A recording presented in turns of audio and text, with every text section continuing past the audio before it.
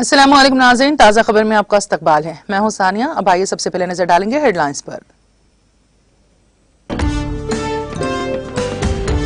रियासती वजीर केटीआर ने हैदराबाद में जेनपैक कंपनी के नए कैंपस का रखा संग बुनियाद। कहा जल्द ही हैदराबाद में आईटी के शोबे में मुलाजिमतों के निशाने को किया जाएगा पूरा।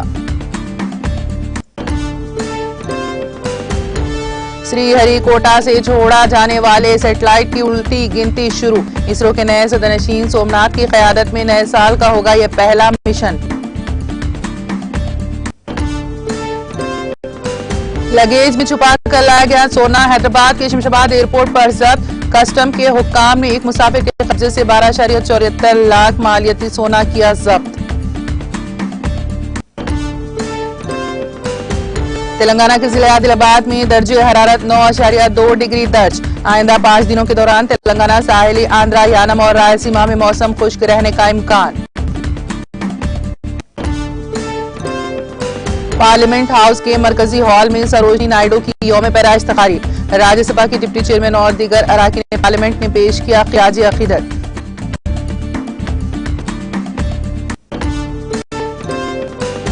मुल्क की मफाद में बीजेपी अपनी तंग नजरी तर्क कर दें। बीएसपी सरबराह मायावती की मरकज पर तनकीद।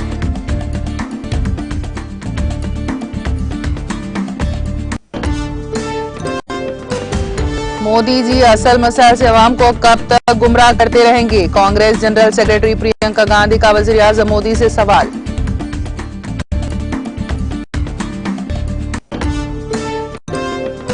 और यूक्रेन रूस कशीदगी, अमरीकी सिफारतखाने का अमला कैफ से निकल गया। जापानी और जनूबी कोरियाई हम मनसबों से की बातचीत के बाद अमरीकी वजीर खारजा एंटोनी ब्लिंकन का बयान। और अब खबरों की तफसील। वजीर आईटी व बल्दी नाज़्म व नाज़्गी के तारक रामाराव ने शहर हैदराबाद के ऊपर में 1.9 मिलियन रुपए के सरफे से तामीर होने वाले जेनपैक कंपनी के नए कैंपस का संगे बुनियाद रखा। इस मौके पर खिताब करते हुए रियासती वजीर केटीआर ने कहा कि जल्द ही हैदराबाद के मशरिकी हिस्से में आईटी के शोबे में मुलाजिमतों के निशाने को पूरा किया जाएगा और आज की ये तकरीब एक अहम कारनामा है।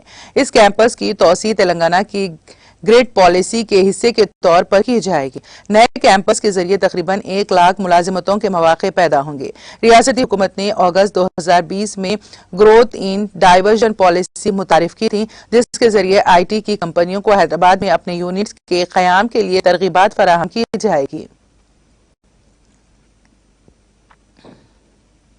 Thank you, Satish, and thank you to the entire team of Genpact. I'm good, thanks. గౌరవనీయులు పెద్దలు రాష్ట్ర కార్మిక శాఖ మంత్రి వర్యులు మల్లారెడ్డి గారు, గౌరవనీయులు స్థానిక శాసనసభ్యులు సుభాష్ రెడ్డి గారు, గౌరవనీయులు శాసన మండలి సభ్యులు రాజు గారు, thank you Satish, principal secretary MD గారు నరసింహారెడ్డి గారు, గౌరవనీయులు రామ్కి మన సిఇఓ గారు, రామ్కి ఎన్విరో సిఇఓ గారు గౌతమ్ రెడ్డి గారు, వేదిక పైన ఉన్న So congratulations to the entire family of Genpact on a wonderful new addition.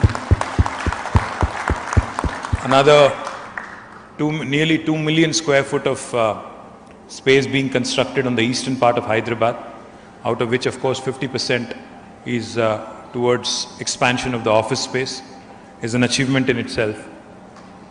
Mana ప్రభుత్వం వచ్చిన తర్వాత, తెలంగాణ రాష్ట్రం ఏర్పడ్డ తర్వాత ఐటీ అనేది కేవలం హైదరాబాద్కి, అందులో హైదరాబాద్లో ఒక ప్రాంతానికి మాత్రమే పరిమితం కాకూడదు అనే ఉద్దేశంతో చాలా అగ్రెసివ్గా గౌరవ ముఖ్యమంత్రి గారి నేతృత్వంలో, వారి మార్గదర్శకత్వంలో చాలా అగ్రెసివ్గా ఇతర ప్రాంతాలకు కూడా ప్రమోట్ చేసే ప్రయత్నం చేస్తూ వచ్చాం. అందులో భాగంగా గ్రోత్ ఇన్ డిస్పర్షన్ అంటే గ్రిడ్ అనే పాలసీ తీసుకొచ్చి ఐటీని నగరంలోని ఇతర ప్రాంతాలకు కూడా, అంటే కేవలం పశ్చిమ హైదరాబాద్కి మాత్రమే కాకుండా ఉత్తర హైదరాబాద్, తూర్పు హైదరాబాద్, దక్షిణ హైదరాబాద్ కూడా ఇంకా దశ దిశలా నలుమూలలా విస్తరింపజేసే ప్రయత్నంలో ఒక సిన్సియర్ ఎఫర్ట్ చేస్తూ ఉన్నాం. అందులో భాగంగా జెన్పాక్ట్ వారు ముందుకొచ్చి మేము మా క్యాంపస్ని కూడా ఎక్స్పాండ్ చేయాలనుకుంటున్నాము. దానికి ఆల్మోస్ట్ ఒక 20 లక్షల స్క్వేర్ ఫీట్లో అదనంగా కట్టుకోబోతా ఉన్నాము అన్నప్పుడు we wanted to encourage dum whole heartedly. మా జయేష్ రంజన్ గారు, నరసింహారెడ్డి గారు, అమర్ గారు అందరూ కూడా వారికి కావాల్సిన అన్ని ఏర్పాట్లను వెంటనే చేసి ఈ తూర్పు హైదరాబాద్లో ఉప్పల్ ఈ ప్రాంతంలో 1,00,000 మంది ఐటీ ఉద్యోగులు ఇక్కడ ఉండే విధంగా, అంటే ఈరోజు ఈ క్యాంపస్ పూర్తయిన తర్వాత తప్పకుండా ఆ నెంబర్కి దగ్గరగా వస్తాం. 1 lakh employees in this part of Hyderabad is a significant achievement in it self. ఇది మాత్రమే కాకుండా మనకి ఈ ప్రాంతంలో కూడా అక్కడ పశ్చిమ హైదరాబాద్లో ఉన్నట్టు సైబరాబాద్ సెక్యూరిటీ కౌన్సిల్ అని చెప్పి అక్కడ పోలీస్ కానీ అక్కడ టీఎస్ఐఎస్సి కానీ చాలా క్లోజ్గా పనిచేస్తాయి. దాంతోపాటు అక్కడ ఐటీ ఇండస్ట్రీ కూడా అందులో అంతర్భాగంగా చాలా క్లోజ్గా పనిచేస్తారు. అదే పద్ధతిలో మహేష్ భగవత్ గారి నేతృత్వంలో ఇక్కడ రాచకొండ ప్రాంతంలో కూడా ఇక్కడ కూడా ఒక సెక్యూరిటీ కౌన్సిల్ ఏర్పాటు చేసి ఇక్కడ ఉండే మొత్తం ఐటీ యాజమాన్యాలను కూడా అందులో భాగస్వాములను చేసి మనం ఇక్కడ కూడా ఉండే ఉద్యోగులకి మెరుగైన జీవన ప్రమాణాలు అందే విధంగా ప్రయత్నం చేస్తూ ఉన్నాం. దాంతోపాటు మీ అందరికీ కూడా తెలుసు, this area is relatively inexpensive compare to the western part of Hyderabad. So I believe the quality of living and the standard of living here, for that to be improved, we have also taken some more measures. In fact, ikkada kuda Nagol ప్రాంతంలో ఒక శిల్పారామాన్ని కూడా ఏర్పాటు చేశాం. దాంతో పాటు ఈ ఏరియాలో ఇంకా డెవలప్మెంట్ కోసం, ఏరియా డెవలప్మెంట్ కోసం ఇన్ఫ్రాస్ట్రక్చర్లో కూడా సిగ్నిఫికెంట్ ఇంప్రూవ్మెంట్స్ కూడా చేస్తూ ఉన్నాం. అందులో భాగంగా మీరు చూసినట్టయితే ఈరోజు ఉప్పల్ నుంచి నారాపల్లి దాకా ఒక స్కైవే నిర్మాణం కూడా జరుగుతూ ఉంది. దాంతోపాటు ఉప్పల్ జంక్షన్లో కూడా ఒక స్కై వాక్ నిర్మాణం జరుగుతూ ఉంది. మెట్రో కనెక్టివిటీ పూర్తయింది. ఇవన్నీ అయిన తర్వాత ఈ ప్రాంతం కూడా పశ్చిమ హైదరాబాద్కి తీసిపోకుండా పశ్చిమ హైదరాబాద్కి దీటుగా ఎదుగుతుందనే సంపూర్ణమైన విశ్వాసం నాకుంది. దీంతోపాటు we already in fact entered into agreements with some other private developers also. ఒక 4-5 ప్రైవేట్ డెవలపర్స్ కూడా ఇక్కడ ఈ ప్రాంతంలో ఇతర ఇండస్ట్రీస్ ఏవైతే సిక్ అయినాయో వాటి నుంచి కూడా అక్కడ కూడా ఐటీ పార్క్స్ కడతామని ముందుకొచ్చారు. వాళ్ళకు కూడా తప్పకుండా రాష్ట్ర ప్రభుత్వం మద్దతు ఇస్తుంది. దాంతోపాటు మీ అందరికీ కూడా తెలుసు, మన హైదరాబాద్కున్న మంచి క్రికెట్ స్టేడియం కూడా ఇదే ప్రాంతంలో ఉంది. సో మళ్ళీ ఇప్పుడు ఈ కోవిడ్ తర్వాత ఈ ఐపీఎల్ లాంటి మళ్ళీ టోర్నమెంట్స్ అన్నీ కూడా ప్రారంభమవుతే దిస్ పార్ట్ ఈ ప్రాంతంలోని సోషల్ ఇన్ఫ్రాస్ట్రక్చర్ తప్పకుండా మరింత ముందుకు పోయి ఈ ప్రాంతంలో ఉండే ఉద్యోగులకు కానీ ప్రాంతంలో ఉండే ప్రజలకు కానీ మరిన్ని సౌకర్యాలు కూడా అందుతాయని చెప్పి కూడా తెలియజేస్తూ I complement, congratulate Genpact and I thank the entire management team of Genpact for not only expanding in Uppal. Meeru santosham emante you also agreed to expand into Warangal kuda vastunnanduku Genpact ki హృదయపూర్వకంగా ధన్యవాదాలు తెలియజేస్తూ మళ్ళీ ఒకసారి అందరికీ నమస్కారం. జై Telangana.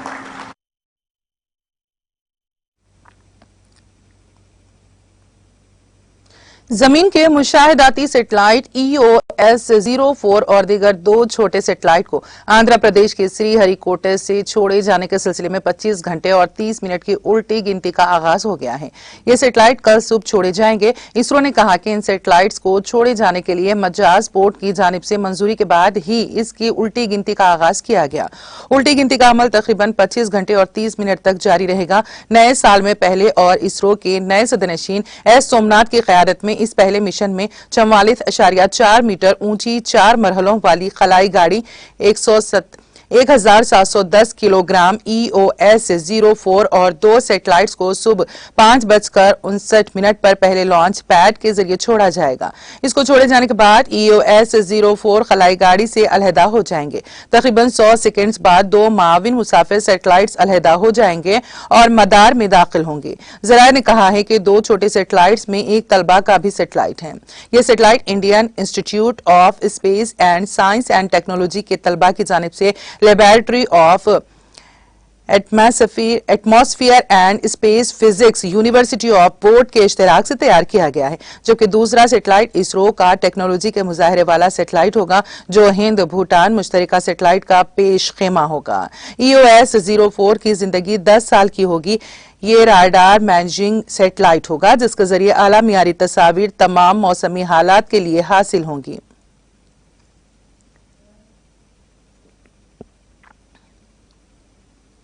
TRS के रुकने पार्लियामेंट संतोष कुमार की जानिब से शुरू करदा ग्रीन इंडिया चैलेंज के हिस्से के तौर पर अदाकारा सत्विका ने पौधा लगाया. इस प्रोग्राम में काफी बेहतर रद्द-ए-अमल मिल रहा है. अदाकारा ने हैदराबाद के प्रशासन नगर में वाक़े एक पार्क में पौधा लगाया. उन्होंने पौधा लगाने की वीडियो सोशल मीडिया पर शेयर की. साथ ही माहौलियात के तहफ़्फ़ुज़ के लिए सरसब्जी व शादाबी की जरूरत पर भी जोर दिया. उन्होंने रुकने पार्लियामेंट से इज़हार तशक्कुर किया. उन्होंने तमाम से अपील की है कि वो पौधे लगाएं. लगेज में छुपा कर लाए गए सोने को शहर हैदराबाद के शमशाबाद एयरपोर्ट पर कस्टम के हुक्काम ने एक मुसाफिर के पास से जब्त कर लिया। इस 248.40 ग्राम सोने की मालियत 12.74 लाख रुपए है, जो चूड़ियों की शक्ल में लगेज में छुपाकर लाया गया था। यह सोना जिद्दा से हैदराबाद पहुंचे मुसाफिर के लगेज में पाया गया। इस मुसाफिर के पास से सोने को जब्त करते हुए उसके खिलाफ मामला दर्ज कर लिया गया है और इसे पूछगछ की जा रही है। बेटे की शादी के चंद घंटे पहले बाप की दिल का दौरा पड़ने से मौत हो गई। यह अफसोसनाक वाकया तेलंगाना के जगतियाल शहर में इतवार को पेश आया। तफसीलात के मुताबिक जगतियाल के रविंद्रनाथ टैगोर नगर में बी अंजेलू नामी रिटायर्ड आरटीसी ड्राइवर अपने अरकान खानदान के साथ रहते हैं। उनके बेटे की शादी इतवार को 11 बजे दिन होने वाली थी। शादी की तमाम तैयारियां मुकम्मल हो चुकी थी। मंडप सज गया था।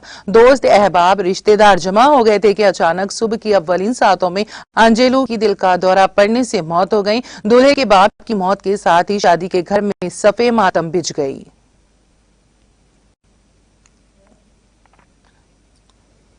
तेलंगाना के जिले आदिलाबाद में आखिरी तरीन दर्जे हरारत 9.2 डिग्री सेल्सियस कल शब दर्ज किया गया।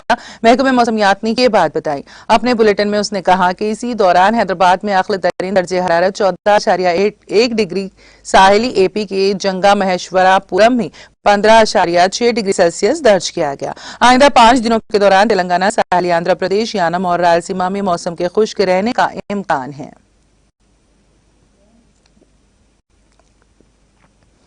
राज्यसभा के डिप्टी चेयरमैन हर्ष वंश और दीगर पार्लियामेंट अरकान ने कोकिला सरोजनी नायडू की यौम पैदाइश के मौके पर इतवार को पार्लियामेंट हाउस के मरकजी हॉल में उनकी तस्वीर पर गुलहाय अकीदत पेश की है।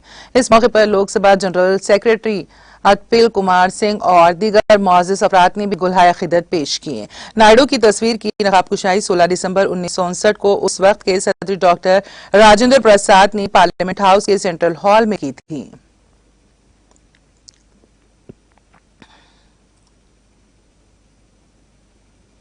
बहुजन समाज पार्टी सुप्रीमो मायावती ने किसानों के बाद अब बेरोजगारी की वजह से नौजवानों को भी खुदकुशी के लिए मजबूर होने के मामले सामने आने पर तशवीश का इजहार करते हुए कहा कि इस तरह के वाकया सामने आने के बावजूद बीजेपी की तरक्की और शाइनिंग इंडिया के दावे कितने सही हैं, इस पर गौर किया जाना चाहिए। मायावती ने बेरोजगारी की वजह से नौजवानों की खुदकुशी के मामले में इजाफे को उजागर करने वाली एक मीडिया रिपोर्ट के हवाले से इतवार को इस मामले में तशवीश का इजहार करते हुए पार्लियामेंट में इस मसले पर बहस कराने से बच रही हुकूमत की तनकीद भी की। उन्होंने ट्वीट करके लिखा, कर्ज में डूबी घुटन की जिंदगी को मजबूर किसानों की खुदकुशी की खबरें परेशान कुन हैं, लेकिन अब बेरोजगार नौजवानों के जरिए भी खुदकुशी करने की मजबूरी ने कौमी तशवीश, बेचैनी व इश्तियाल को मजीद बढ़ा दिया है।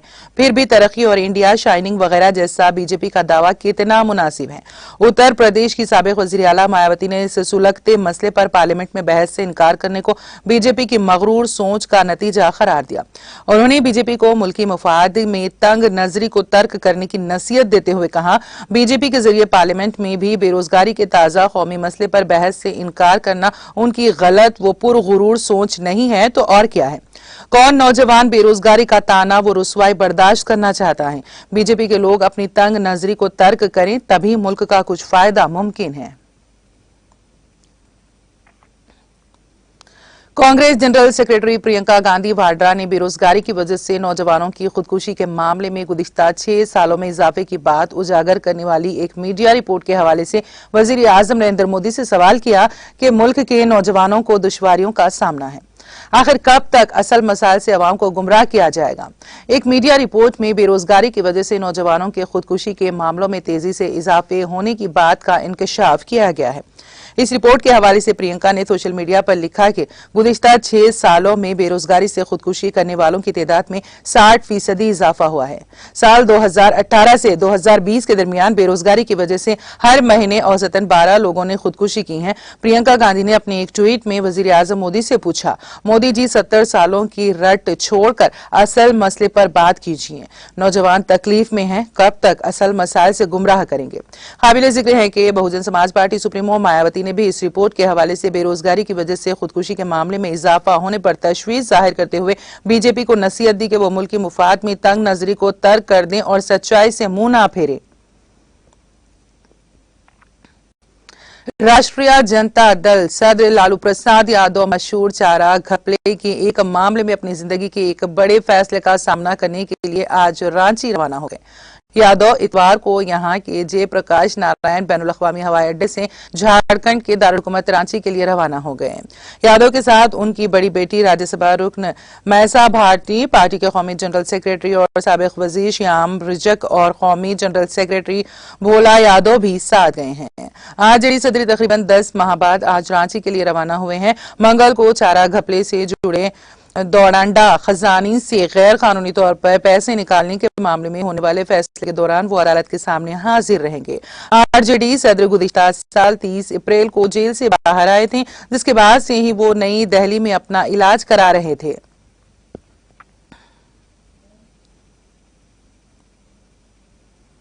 मुल्क भर में गुज़िश्ता 24 घंटों में 49 लाख से ज्यादा अफराद को कोविड वैक्सीन लगाई गई।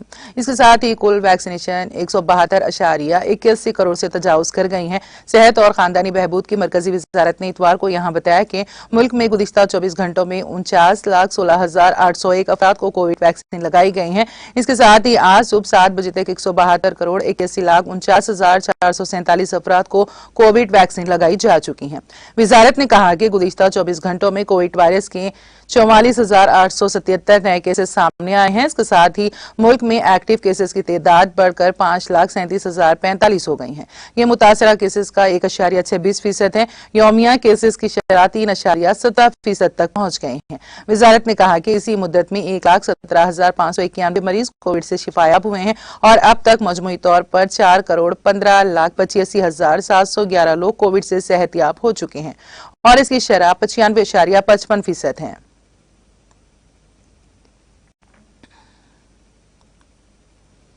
राजस्थान में भरतपुर के डैक कस्बे में नगर रोड पर ट्रैक्टर ट्रॉली पलटने से 3 लड़कियों की मौत हो गई, जबकि 1 दर्जन बच्चे और खवातीन जख्मी हो गईं। मौसूला इत्तला के मुताबिक ये लोग मंगनी के प्रोग्राम में हिस्सा लेने के बाद अपने गांव गिर से वापस लौट रहे थे कि हफ्ते की रात थाने के नजदीक ट्रैक्टर ट्रॉली पलट गई। पुलिस ने मौके पर पहुंचकर ट्रैक्टर ट्रॉली को जेसीबी से सीधा करा के जख्मियों को निकाला। हादसे में प्रिंसी और जानवी की मौके पर ही मौत हो गई, जबकि पूजा ने अस्पताल जाते वक्त रास्ते में ही दम तोड़ दिया।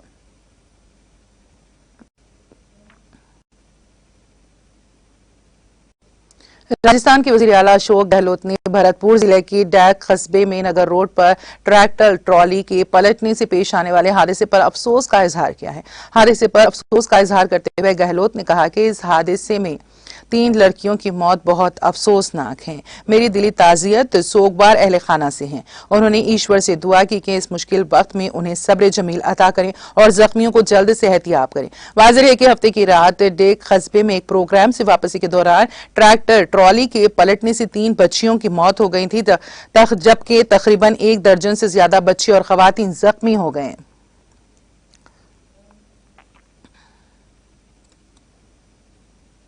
वादी कश्मीर में अगरचे दिन भर धूप खुली रहती है, ताहम मतला साफ रहने से शबाना दर्जे हरारत नुक्ते अंजुमा से नीचे दर्ज हो रहा है।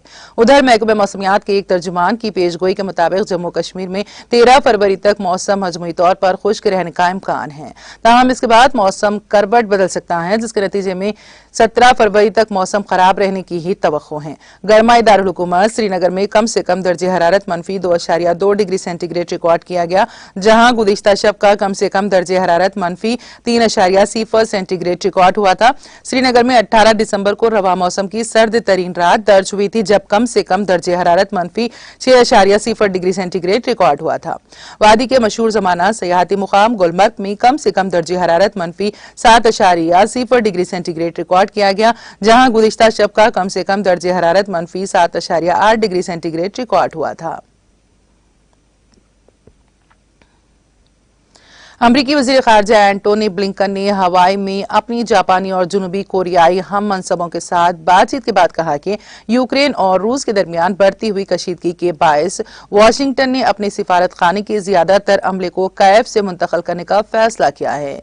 स्टेट डिपार्टमेंट ने हफ्ते के रोज कहा कि सिक्योरिटी खदशात के पेश नजर अमेरिका अपने सिफारत खाने के अहलकारों को यूक्रेन के दारुल हुकूमत कैफ से मुंतकिल कर रहा है।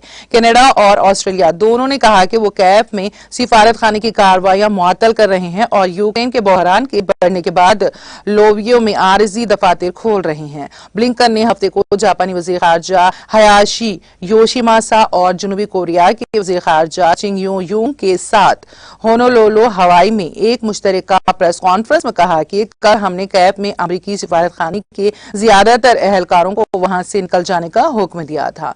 रूसी फौजी कार्रवाई का खतरा बहुत ज्यादा है और खतरा इतना करीब आ गया है कि ऐसा करना समझ में आता है। उन्होंने कहा कि एक अमरीकी सिफारती टीम यूक्रेन में रहेगी और यूक्रेन के इत्तेहादियों के साथ वहां काम जारी रखेगी।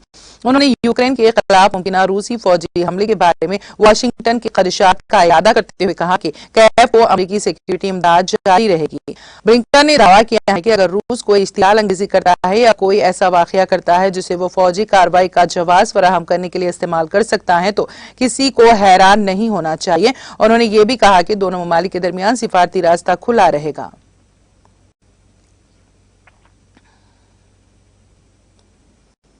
रूस यूक्रेन कशीदगी पर अमरीकी सदर जो बाइडन ने रूसी हम मनसब व्लादिमीर पुतिन से टेलीफोनिक राब्ता किया है। मीडिया रिपोर्ट्स के मुताबिक सदर बाइडन ने रूसी सदर से गुफ्तगू में कहा है कि रूस ने यूक्रेन में दरअंदाजी की तो उसे फैसला कुन रद्द-ए-अमल का सामना होगा। उन्होंने मजीद कहा कि अमेरिका सिफारतकारी और दीगर मुंजरनामों को तैयार है। रूसी जारहियत से बड़े पैमाने पर मुश्किलात होगी, रूस का मौक़िफ़ कमजोर पड़ जाएगा। अमरीकी ओहदेदार ने मीडिया को टेलीफोनिक राब्ते के हवाले से बताया कि बाइडन और पुतिन की फोन कॉल पेशा वाराना कॉल थी। उन्होंने मजीद कहा कि बाइडन और पुतिन की कॉल से कोई बुनियादी तब्दीली नहीं आई। रूस सिफारतकारी के रास्ते पर जाएगा या नहीं अभी वाज़ेह नहीं है। अमरीकी ओहदेदार का कहना था कि रूस फौजी एक्शन की तरफ भी जा सकता है। वो दुनिया से अलग थलग और चीन पर ज्यादा इन्हिसार करता है। दरियासना आलमी मुबस्सिरीन का कहना है कि मास्को और कैव के दरमियान सरहदी कशीदगी उरूज पर पहुंच चुकी है।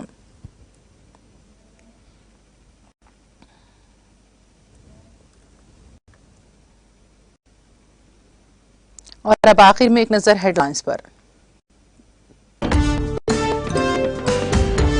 रियासती वजीर केटीआर ने हैदराबाद में जेनपैक कंपनी के नए कैंपस का रखा संग बुनियाद। कहा जल्द ही हैदराबाद में आईटी के शोबे में मुलाजिमतों के निशाने को किया जाएगा पूरा। श्रीहरिकोटे से छोड़े जाने वाले सैटेलाइट्स की उल्टी गिनती शुरू। इसरो के नए सदरनशीन सोमनाथ की क़यादत में नए साल का होगा यह पहला मिशन।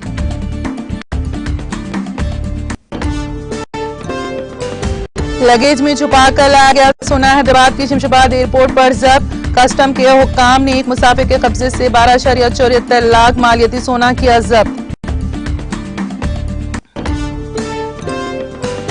तेलंगाना के जिले आदिलाबाद में दर्जे हरारत 9.2 डिग्री दर्ज। आइंदा 5 दिनों के दौरान तेलंगाना, साहिली, आंध्रा, यानम और रायलसीमा में मौसम खुश्क रहने का इम्कान। पार्लियामेंट हाउस के मरकजी हॉल में सरोजनी नायडू की यौम पैदाइश तकारीब। राज्यसभा के डिप्टी चेयरमैन और दीगर अराकीन पार्लियामेंट ने पेश किया खिराज अकीदत।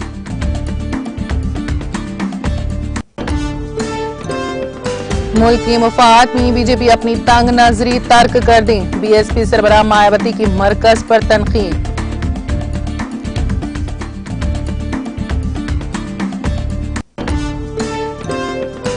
मोदी जी असल मसाइल से अवाम को कब तक गुमराह करते रहेंगे। कांग्रेस जनरल सेक्रेटरी प्रियंका गांधी का वजीर आजम मोदी से सवाल।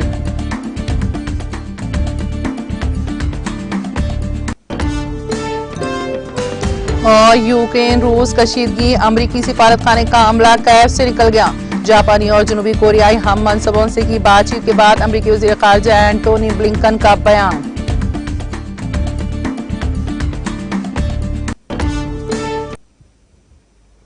ताजा खबर में फिलहाल इतना ही। ताजा तरीन अपडेट्स के लिए देखते रहिए टीटीवी। अब इजाजत दीजिए, खुदा हाफिज।